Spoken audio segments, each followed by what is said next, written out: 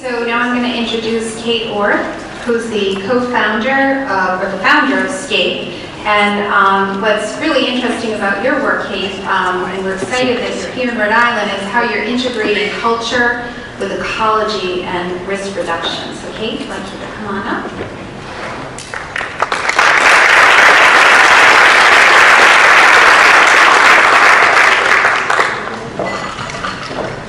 Thank you so much, and I'm thrilled to be here in a room of like-minded people and to be your lead-off hitter this morning. And I've prepared a presentation to talk about the work of my office, SCAPE. We are based in New York City, and the title is Living Infrastructure. And basically, you know, I think our modus operandi, or our way of thinking, is that the challenges of climate change are so interrelated, and they span transport and energy, multiple sectors. And so what we've tried to develop at SCAPE is just a sort of philosophy about moving forward, about working in a way that was so inspiring to hear this morning about what the advances in just legislation and good decision making, advancing basically climate adaptation where we live in our neighborhoods through this kind of broader rubric of living infrastructure. And living infrastructure spans ecosystem and people, right? So we are all kind of part of the solution. Just a word of introduction, a little expanded introduction about SCAPE. We are an office of about 30 people based in Manhattan. We're landscape architects, urban designers, planners, and horticulturalists. You may think, actually I have a problem with my rose bush. There's a beetle on my rose bush, and that this is what landscape architects do, or planting, beautiful perennial gardens. This is true. We do those things, but I actually would like to kind of put forward a new kind of vision of the role of a landscape architect relative to climate change in this next century, about people who can span science, design, engineering, and integrate what are very disparate kinds of realms of, say, social and physical design, sort of realms of operating. And so that's really what we try to do. We try to bring together the social and the physical and put forward vision that can motivate, inspire, synthesize what needs to be done, really developing kind of an action plan for the environment. So I'm here today. I'm also joined by my colleague, Pippa Bashir, who's here in the front, who's the Director of Planning and Resilience. And we're very excited to just be part of this event and to be with all of you. So, back to the goals and the kind of philosophy of SCAPE. We're really trying to retool, as I mentioned, this kind of what is this profession of landscape architecture that's kind of inherited from a kind of modern version of parks in the city, to really project forward and think about what needs to be done in the era of not only climate change, but the loss of social cohesion, biodiversity, and how, I think the two projects that I'm going to show this morning in the next 20 minutes are trying to take these factors of climate change, the loss of social cohesion, and the extreme collapse of biodiversity. Many of you may have heard this term of Betsy Colbert's book, The Sixth Extinction, and try to weave them together. It's very clear what a kind of downward spiral of ecological degradation looks like, and social fragmentation looks like. It's less clear what a regenerative, positive model for rebuilding all of these things together is. So this is what we're trying to get at. But it always comes down to that moment, how to act. We know, just as climate change has vast and interrelated challenges of excess of carbon dioxide, etc., of our built environment that's been designed further and further apart as a kind of a consumptor of carbon. It's less clear always how to act in the moment. And so we've also tried to just understand the complexity, but try to synthesize what it means to just act in a positive way in our neighborhoods and in our communities.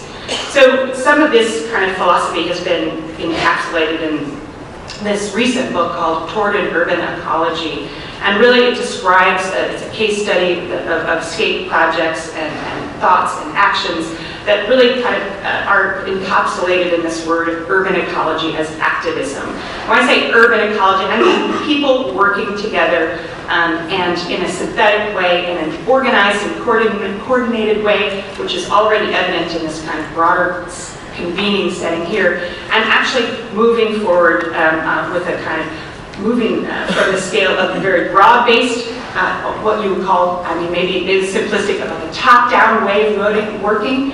And here you can see an image of the United States Army Corps' island resedimentation program, and combining what is a broader top-down kind of way of working together with these ground-up and very neighborhood-driven actions. So for me, you know, this sort of concept is very exciting because I feel like landscape architecture and the role of scape is somehow working right in this slipstream between these two modes of being, from the very broad-based policy, regulatory environment that you can see and the actions taken with the Army Corps, and spanning that with this very small-scale, incremental, and volunteer or community-driven action. Because climate change, there's not a single bullet, a single silver bullet. There's not one thinking big moment that's going to solve everything. What we need is to be coordinated, to be integrated, to all be working together around sort of shared purpose and work at multiple scales simultaneously. So just a little bit of a backstory on the way of scapes, sort of scapes practice. This sort of combination, if you will, of broader synthetic vision and action combined with small-scale bottom-up activities was really synthesized in a project that we did way back in 2009 called Oyster Texture. And this was, at the time, just an exhibit in the Museum of Modern Art. Of course, it was in the white walls of a museum, and you think, well, what good does that do? But in a way, this small exhibit really began to change people's perception or change mindsets about how to begin to deal with the increasing threat of sea level rise and climate change. The project itself basically proposed a sort of a cycle, a new cycle, a regenerative cycle, if you will, that combined, that was inspired by the life cycle of the oyster. I'm sure there are a few shellfish fans in this room. And basically begin to interpret or the idea of the life cycle of the oyster as it moved from an egg to a spat to a free-form reef, and interpreted that into an urban context. So the idea here was to grow, to work in a sort of a community way, to grow and generate almost like a community-built reef that would slow the water, that would clean the water, that would reduce wave action, and that would generate a slower, a sort of a more revitalized new economy in the upland at the Gowanus Canal. So this is a kind of concept for a project that you can see mirrored in those two images that I showed you before of the Army Corps island building project and the on-the-ground volunteer action, bringing those two scales together around a sort of shared goal. So this was in the Museum of Modern Art, and helped to kind of change the dialogue at that time, where that moment we were talking about building offshore barriers at 20 feet high for $80 billion, etc. So we sort of changed the narrative that, you know, there's not just one singular solution that is not going to create multiple other unintended consequences to this issue, but that we can act at a very kind of neighborhood scale. So I see our role as landscape architects not only to synthesize, not only to integrate these ways of working, but to revive landscape systems in our cities, to forge connections between people and animals in our environment. This is us at the Raritan Bay Festival. To generate ecosystems and regenerate ecosystems with purpose, to embrace the physical reality of our sometimes degraded landscapes, and to engage people, and to experiment in small pilots that can then scale up towards larger efficacy. So just a couple of notes on Providence, and I just organized these two projects around almost like the harbor scale, and we know the sort of challenges that you face in the harbor relative to sea level rise, etc. And then the challenges that you have in the bay context. And someone told me yesterday that at high tide, that Rhode Island is 4% smaller. So there are challenges also in this wider bay context where you can see a very, very urbanized bay edge. So these are different problems, but I thought to show two projects that kind of operate within these contexts also differently. So in the harbor context, we're doing a project in the Gowanus Canal, where I actually just showed those oyster texture images, that begins to address sea level rise, stormwater flooding, the coordination between public and private entities, and also waterfront design that makes space for animals and marine life. And then I'll close with showing some images of our project called Living Breakwaters that's really operating in the scale of Raritan Bay in a wider bay context that's addressing coastal erosion, water quality, and wave action. So first, just a little bit of some notes on the Gowanus Canal. This is an image of the canal after it was straightened, and how you can see the tremendous heavy industry that characterizes this landscape. This kind of process of taking what was a tidal creek and straightening it to accommodate for barge traffic is not new to anyone who lives in Providence. This is the sort of story of your downtown, not in such a direct way, but almost every coastal city has this exact story. And this is the legacy of that industrial time. You can see a vertical bulkhead wall, kind of steel sheet pile wall, that was great in the sense that it enabled this kind of economy. But today, where this is a changing landscape, where it's becoming more residential, more mixed use, it is a sort of an edge that has very little social space benefit and little to zero ecological benefit. So just as the edges were modified to make this economic environment thrive, we need to take another stab at how we design our coastal and our waterfront edges. And this is really what our project on the Gowanus is about.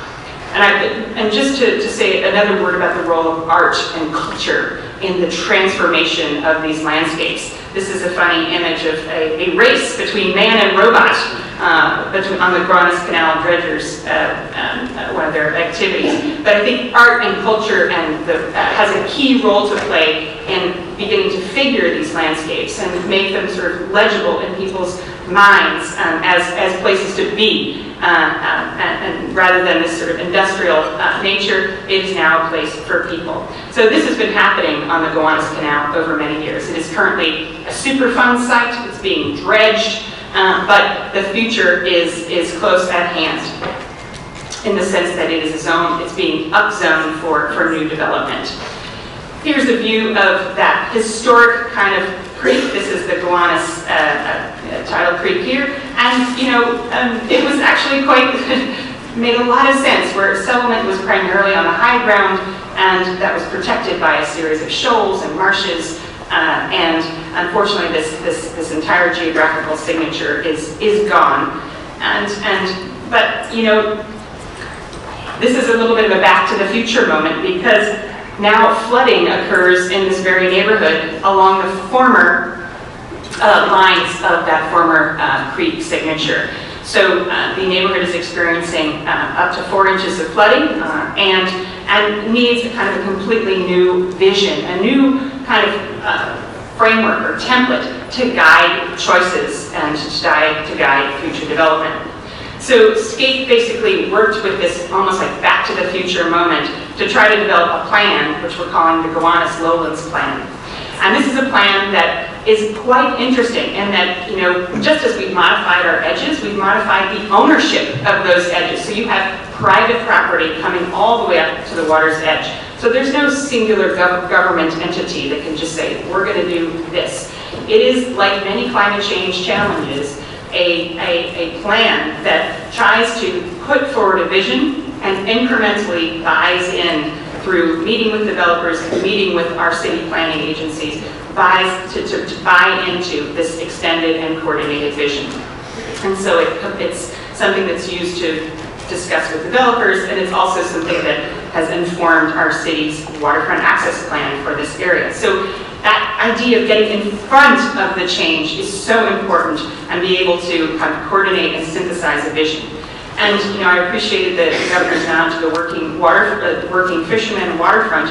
It is also a plan that acknowledges the industry that is still existing, but then also kind of promotes a more ecological tidal and intertidal vision and landscape where possible. So it's a hybrid view, but it's a concept. The Lowlands concept is something that's trying to anticipate this change process, and this is the kind of thing that we need to do in order to get in front of our cities as they adapt to climate change. The worst possible scenario would be one building up at level 14 and 4 smaller properties down at level 6, creating a whole series of interrelated stormwater and other challenges, not to mention equity challenges. So as part of the plan, we devised a whole suite of different cross-sections that enable intertidal marine life to persist, that begin to step back that vertical bulkhead wall, enable public access, and enable a new sort of a regime of habitat in multiple forms. So it's been exciting to work for the Gowanus Canal Conservancy and almost retrofit a kind of climate change park, if you will, on top of this neighborhood. So these are the kinds of complexities that I think are needed to be able to synthesize and anticipate growth in neighborhoods. So we're very excited about this notion of the landscape project, or the unit of the landscape project, as an active generator of civic life. So back to the oyster texture story. As many of you experienced, we were hit by Superstorm Sandy, and all of a sudden that particular project went from something that was within the walls of the museum to, now what do we do? And all of a sudden, we became, because of our work in thinking about infrastructure, thinking about living infrastructure, habitat, and risk reduction, we began to work in a very directed way with then Mayor Bloomberg and others in the city to respond basically to the ravages of Sandy. And here you can see there was incredible wave action. There was lives lost tragically. There's houses and coastal erosion, and houses and knocked off their foundation. And it was truly a wake-up call for our region and our city. So we worked as part of a large engineering team to devise what was at that time, the New York City's Special Initiative for Rebuilding and Resilience Coastal Protection Plan, which in a very different way did not propose a massive sea gate out at the Verrazano Narrows, but it is a plan that began to combine a deep analysis of the geomorphology, and this might be the only room where I can say geomorphology without having to go back and define it, combining the geomorphology of each of the landscape of the New York, New Jersey harbor, and together with the sort of neighborhood pattern on shore to develop a comprehensive framework for moving forward. And to help guide the decisions of financial decisions, capital investment, etc. So that is that was an incredible experience for us to be able to look both comprehensively and then begin to drill down and understand what needed to be done where.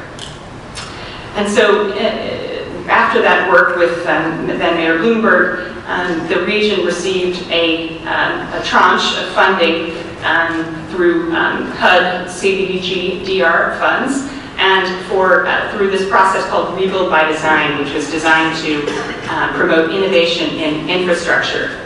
And so our team, the SCAPE team, devised a strategy, and we, after studying multiple options, called Living Breakwaters, and this is off the coast of Staten Island, where you had an incredible amount of wave action and lives lost. So our concept of living breakwaters was something that, as I've said, began to bring together onshore culture with risk reduction in the form of reduced wave action and resedimentation of the shoreline, together with a rebuilding of the kind of rocky ecosystem of our subtidal ecosystem into, I mentioned how to regenerate. This is our kind of core concept, is that you can begin to bring together social and ecological systems together with risk reduction to create a new resilient culture.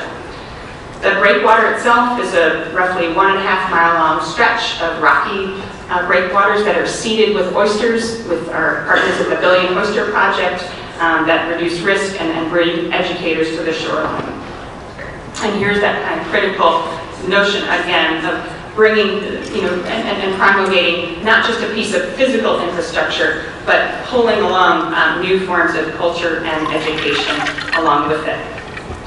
We began our study for Rebuild by Design by understanding the qualities and the protective benefit of a whole range of different kinds of forms of landscape, from low salt marsh to mud flats, beaches, subtidal reefs, and barrier islands, and did a study called The Shallows, which looked comprehensively at the bay and understood where some of these rebuilt ecosystems that have such protective benefit and that are so endangered by sea level rise and increased climate change exist. Our shoreline is incredibly fragile, and even kind of these stopgap measures such as trap bags erode quickly and put plastic into the environment. So our proposal, which are these living breakwaters to reduce wave action, rebuilds what was structural habitat off the shore of Staten Island, and really kind of thought about ecology more broadly as both economy, infrastructure, and education. Here's a cross-section of that breakwater, and you can see it's designed with very specific habitat value in the form of intertidal reefs, subtidal reefs, and rocky substrates. And the idea is really that not only is it protecting communities on shore of Staten Island, it is providing this rocky habitat that's critical for juvenile fish. And actually the Fishermen's Conservation Association is one of our key advocates. The breakwaters go beyond sort of typical design to be modified and form microscale complexity in the form of reef streets. Here, and you can see they essentially act as almost like biomimicry, where the rocks themselves create niches that are ideal for fish habitat. The streets, or these kind of lobes within the structure, are almost like public space for fish, juvenile fish, where they can feed in the street and shelter in the structure. And again, we learned from NOAA and National Fish and Wildlife Service that this is a critical missing factor of our habitat.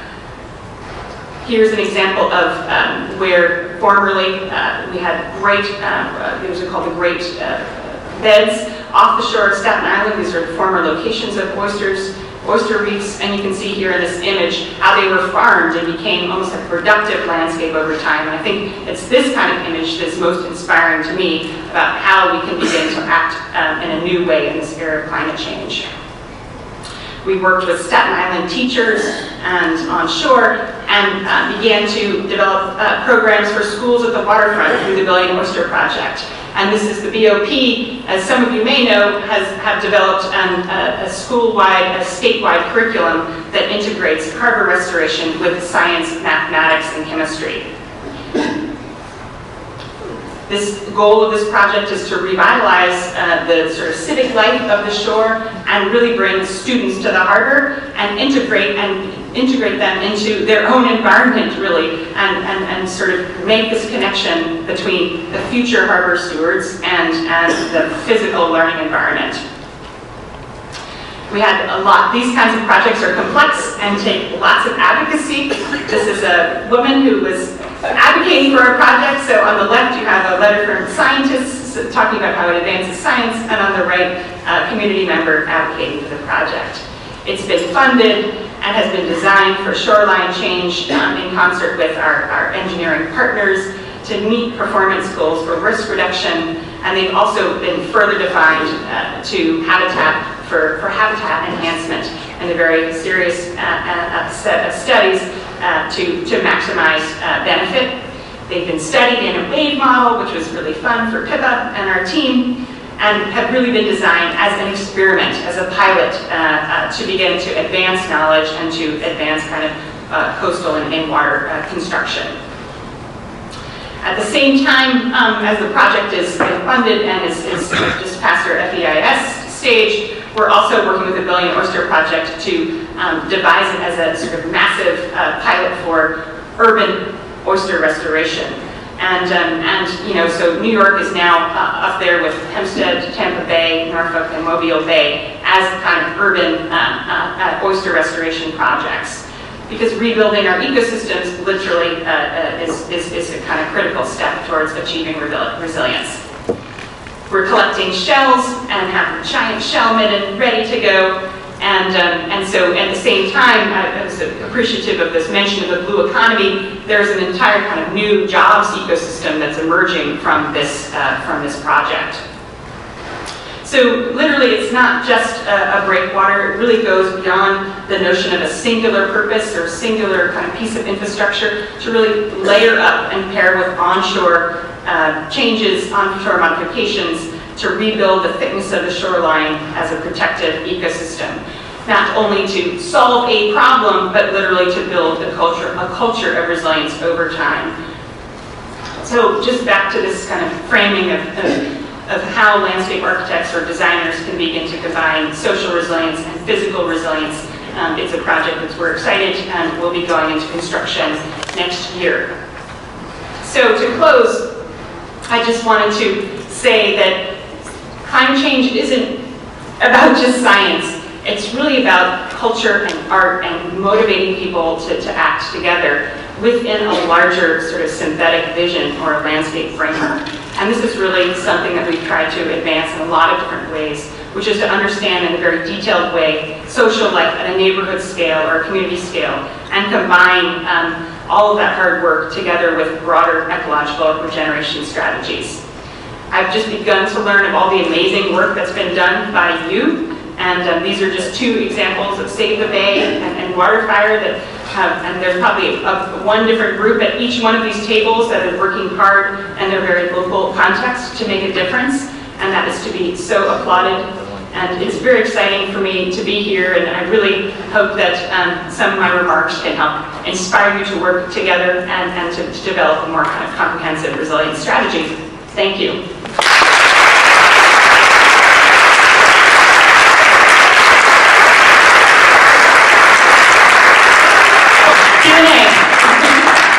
They're all live. Mike's on the, around the room. I see Janet's hand raised, so you will be the first person as soon as the mic comes. Of course, Janet. Janet is our Director of Environmental Management. Yes. Hi, Janet. Good morning. That was amazing. It was just inspiring. It was wonderful. But the question kept coming into my mind is how do you keep people from poaching oysters, getting sick, and then having a negative impact on your aquaculture industry in New York? Yeah, that is a critical question because, and Pippa can speak to this as well, but they're not certified waters, and that is key. So within our budget, and I kind of skipped over that quickly, but within the design of the breakwater itself, you can see here, monitoring stations. Oh, the screen's down, I'm sorry. But we have designed monitoring points within the breakwater itself, and we also have an onshore water hub in which individuals are located to be able to oversee that. And that is a serious issue because it's involving the FDA, and you cannot eat an oyster from certified waters. We also have this big sort of public awareness kind of effort around don't eat me, I'm working here as an oysters as infrastructure. So, and then I think that's part of the goal is that perception change. But what's nice about it too is that the oyster industry and the participating restaurants also see this as a really big opportunity for outreach, and they're collecting shells and kind of have this VOP sticker on their window, but it is an important kind of point of communication. And those challenges have come up in the Chesapeake Bay, they've come up in any kind of certified waters. And I know there's a great shellfish industry here in Rhode Island. Great. Any other questions? Do we have another question? down here, you can just wait for the lights coming out.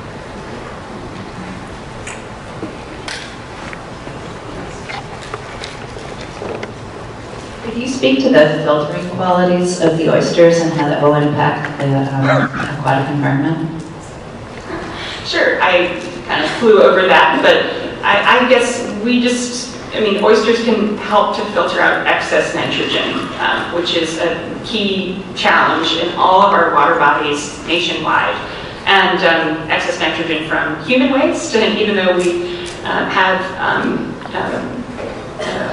sewage treatment plants, excess nitrogen from farms and factories and so on. So what's important is to say, not that oysters clean pollution, because they simply don't. They just take it into their tissue, right? That's very different.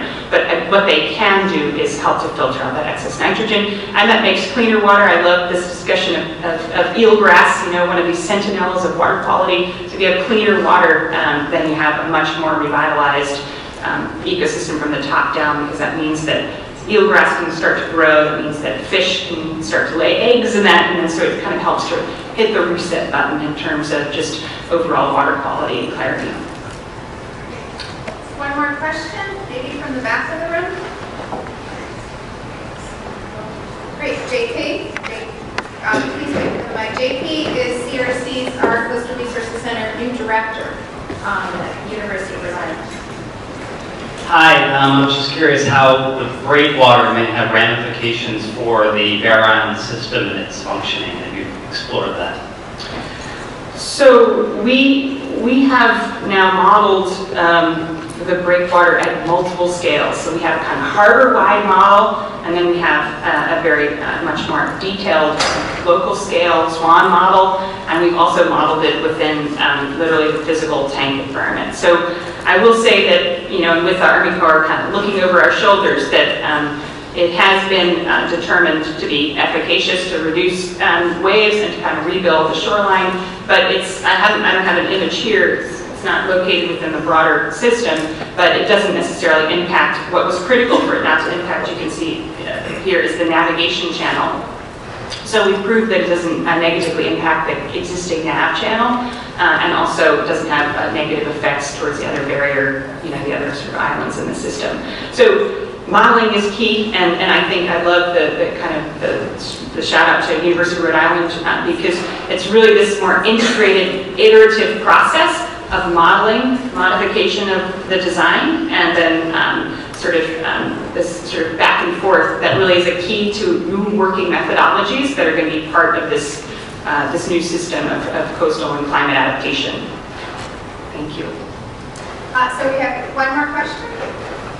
Hi, thank you very much. You may have heard of the Community of Faith, which is code for churches and people of religion and so forth.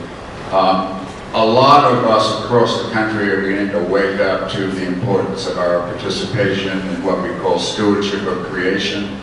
And I would just recommend that you be in touch, and I can help you with the Episcopal Church, especially in Manhattan, because that's where a lot of our influential people are, and happens to be also where there's a lot of funds, because Trinity Wall Street used to own the place. Thank you. Thank you. Thank you. All right.